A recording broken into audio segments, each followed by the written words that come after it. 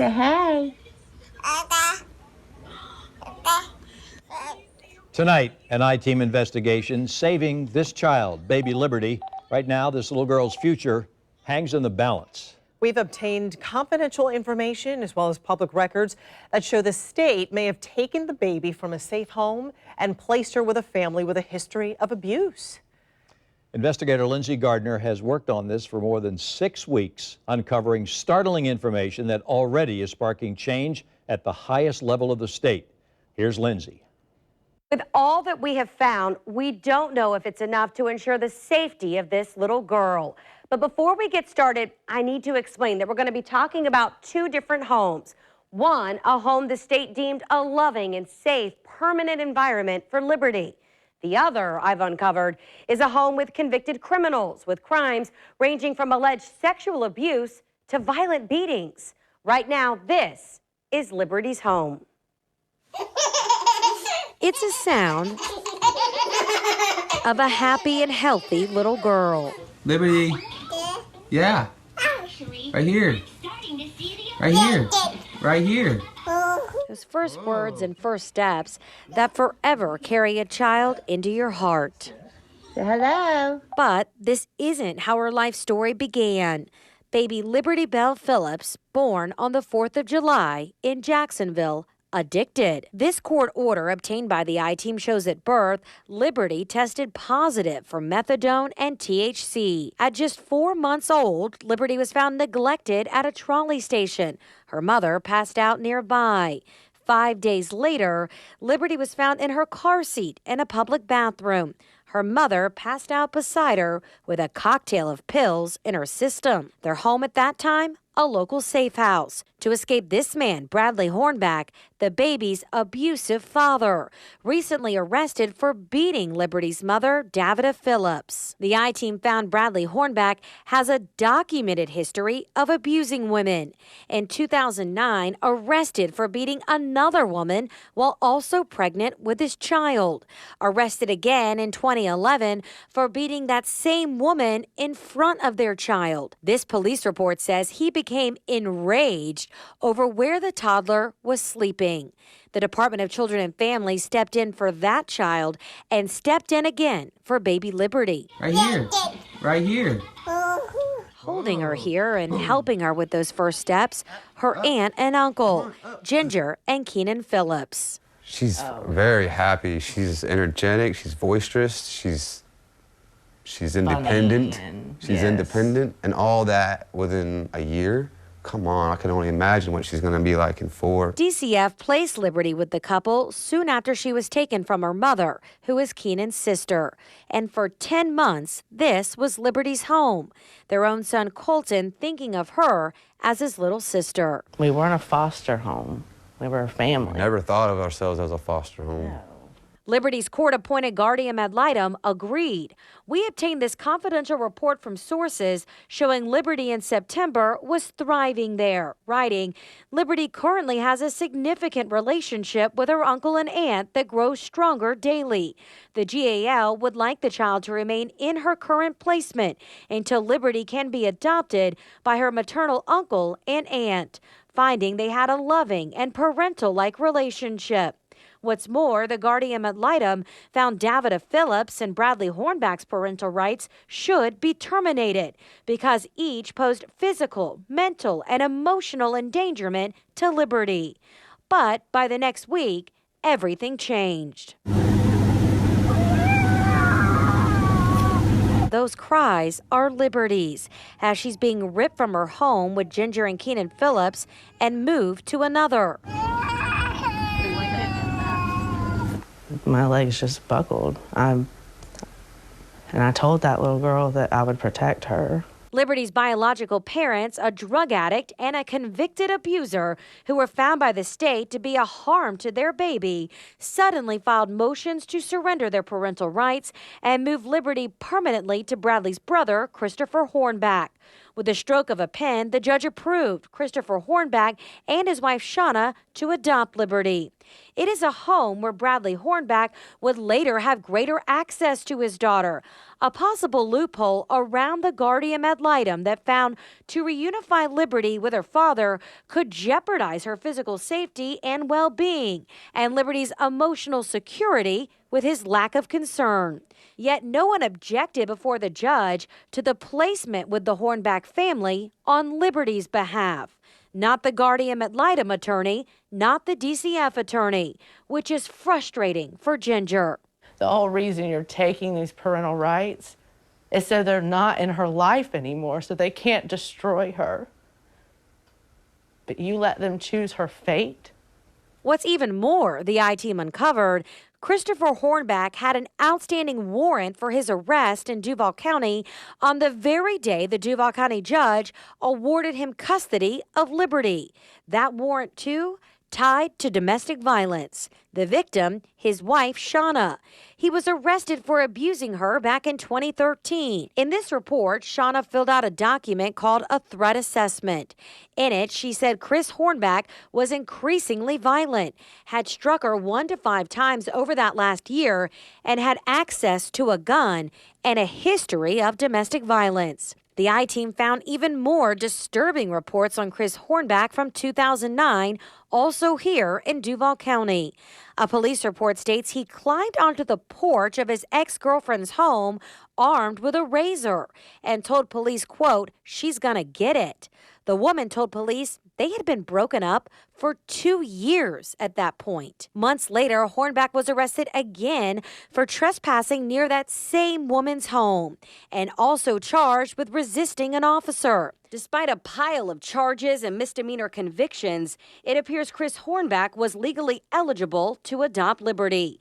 Even though that burglary on his ex-girlfriend was initially a felony charge, it was also later reduced to a misdemeanor. Something Ellen Seiler, who has worked with domestic violence victims for 20 years now, says happens all the time.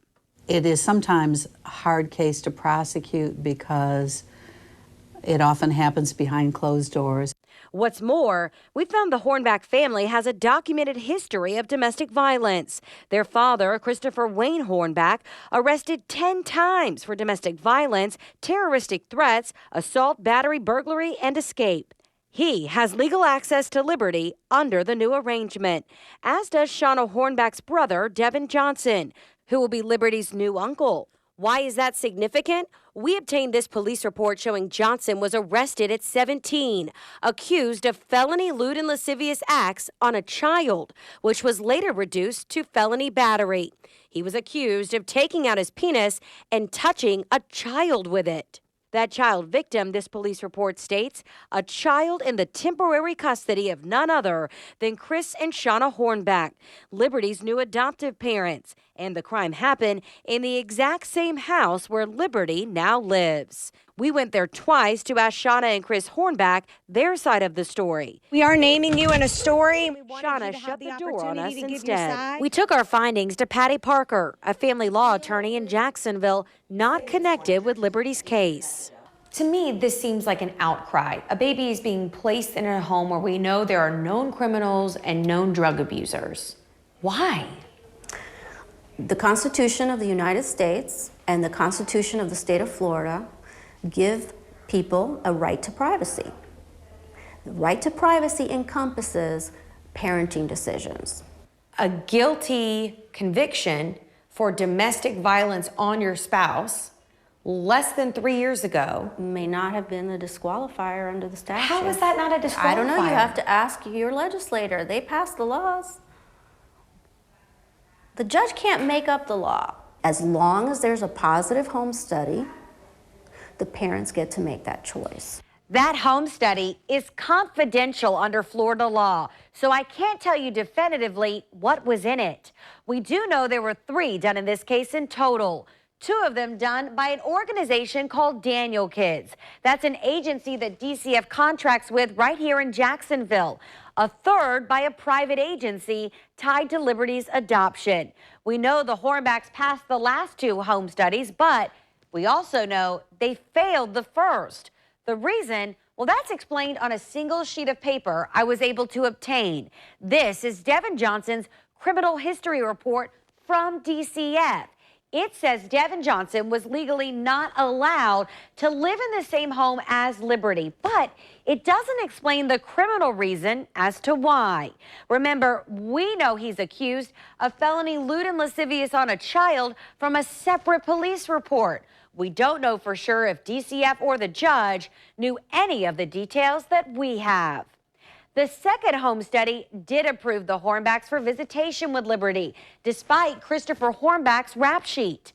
His DCF criminal history record reading only in part, it is recommended the child protective investigator review information and discuss the appropriateness of this placement. This is all that was presented to those deciding Liberty's fate, not the active warrant and not the details of his crimes. But shouldn't all of this family's criminal history, the domestic violence and the alleged sexual abuse, all which was public information I uncovered, also all be considered by those deciding what is safe for Liberty? I spent more than a week trying to track down Liberty's mother, who is homeless. Hey, it's Lynnsey Gardner with Channel 4. I wanted to get her side of the story and ask why she gave up her parental rights and asked a judge to place her daughter with this family. I was also threatened by her father. She agreed to talk to me if I concealed her identity because she's in hiding from Liberty's father, Bradley Hornback. I was 4 months pregnant with our daughter. He kneed me in the face. He's almost killed me twice.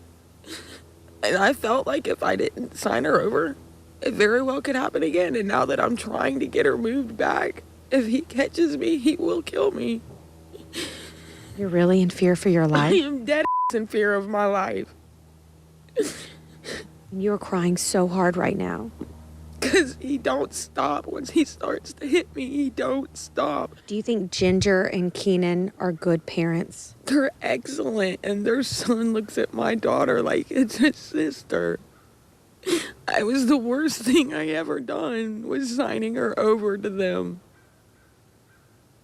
I ruined my baby's life and possibly mine too. I want them to investigate this to the fullest and to know that I did not sign my baby over willingly. I don't want my daughter to be raised to be a weak woman.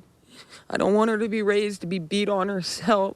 We asked Seiler, the CEO of Hubbard House, a domestic violence shelter here in Jacksonville, to explain what could compel a mother to sign over her own child to a family of abusers. Is it possible that a domestic violence victim may sign a document they later regret? Oh, absolutely. If someone's living with a violent person, someone who's going to try to control them through intimidation, threats, or violence, that person may need to do whatever they have to do to feel safe. Do you feel like the Department of Children and Families should consider all levels of domestic violence when placing children with parents? I think when you're trying to make the best decision for a child, you need to look at as many factors as you can. Children living in homes with domestic violence, it is going to impact them in many ways. About half of the kids are going to experience violence as well. For Ginger and Keenan, it's all almost just too much to bear. Because she's not safe. She doesn't have better odds where she's at. Today, Liberty's nursery sits just as she left it, in their home, a home they hope Liberty will be returned to, safe and sound, if only the court is listening. Help Liberty have a chance to be somebody. You know, she's had a rough beginning. Let's please someone help her get further ahead in life. Help her have a chance, because her chance is right here in this house. And since Liberty was moved to the Hornback home where she still is tonight, we know for sure her biological father, who has been deemed by the state to be a great harm to her, has been staying there with her. This police report shows weeks after Liberty was moved to Chris and Shauna's Hornback's home, police and DCF found Bradley there sleeping in the house.